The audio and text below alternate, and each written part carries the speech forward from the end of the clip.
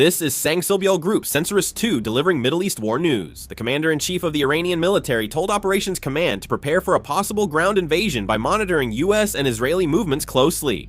Iran's 6th Air Defense Corps commander said Hollywood's delusions are corrupting Americans and claimed a 250-year-old history threatens a 6,000-year-old civilization.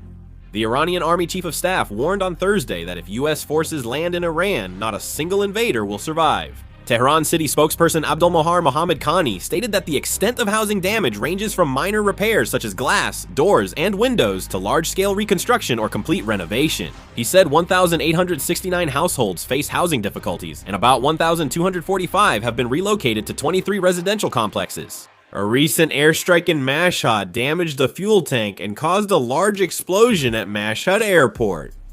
A major fire erupted at the Quds Force barracks of the Iranian Revolutionary Guard in Mashhad. Hezbollah launched a suicide attack on an Israeli armored vehicle near Kana village in southern Lebanon. A Hezbollah rocket landed in an Israeli village. Smoke is rising. The Israeli military said they killed over 40 suspected Hezbollah members in Lebanon and struck dozens of alleged Hezbollah facilities in the past day.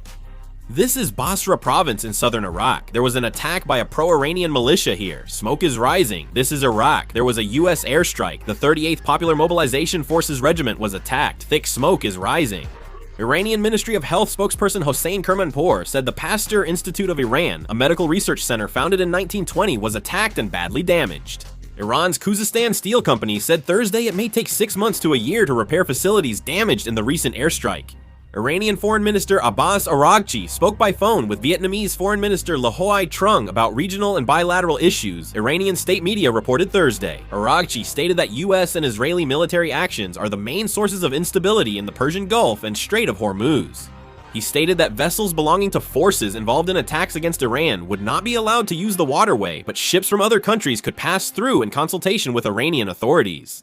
An American journalist kidnapped in Iraq is believed to have been taken by Kataib Hezbollah. It's unclear if a ransom has been requested or if the group has set any negotiation terms. Iraqi government security forces questioned one driver tied to the abduction, but still have no solid leads.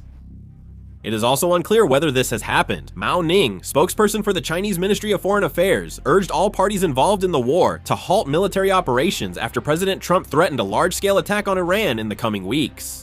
The Philippine Department of Foreign Affairs said Thursday it received firm assurance from Iran's foreign minister that Philippine vessels, fuel imports, and Filipino seafarers can safely and swiftly pass through the Strait of Hormuz. Irish Prime Minister Micheál Martin criticized President Trump for saying he would bomb Iran and send it back to the Stone Age. Martin said that such remarks are unacceptable and that the people of Iran, who have no involvement in the war, have the right to be safe. Anwar Ibrahim, Malaysia's prime minister, announced that Malaysian workers in government ministries, agencies, and government-linked companies must work from home until April 15.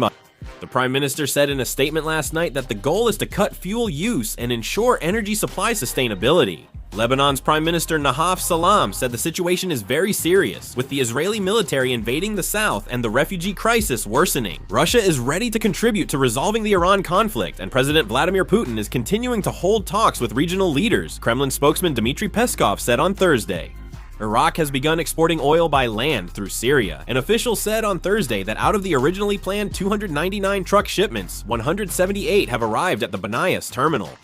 The Czech government has approved measures to address the rise in fuel prices caused by the Middle East conflict. Prime Minister Andrej Babis said the government will set a cap on fuel retailers' margins starting April 8. On the same day, the diesel excise tax will drop to 2.35 koruna per liter. President Macron said reopening the Strait of Hormuz requires talks with Iran. If there are more updates, I'll make and upload another video. Thanks for watching. Yeah.